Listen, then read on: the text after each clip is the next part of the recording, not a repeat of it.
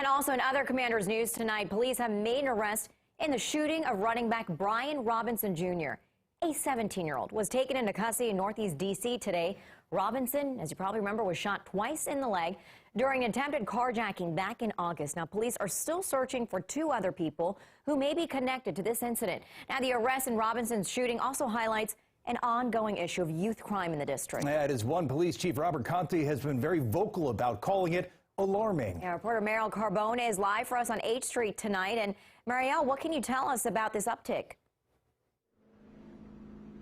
Well, the chief says he's been following this for the last year and a half when he noticed carjackings started to go up. But he says things are different now. His exact words are that juveniles are showing up in violent spaces where they have not been before. He says we need accountability, and that starts with parents.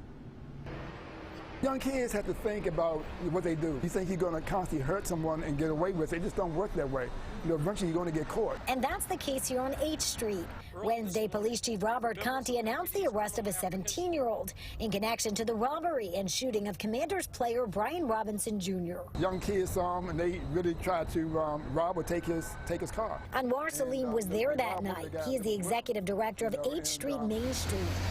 He says he's seen the far-reaching consequences of this crime. And not only did it bring harm to him, but it also brought harm to H Street and the businesses because traffic has slowed down. The customer base has slowed down since then. It troubles my heart every single time I have to respond to one of these scenes and see our young people either as victim or suspect. Conte says the arrest is part of a growing trend of violent crime involving kids in the district. When you have 13 and 14-year-olds able to get access to firearms the way that we're seeing right now, that is very alarming to me. He says right now, juvenile arrests are up nearly 13% compared to last year.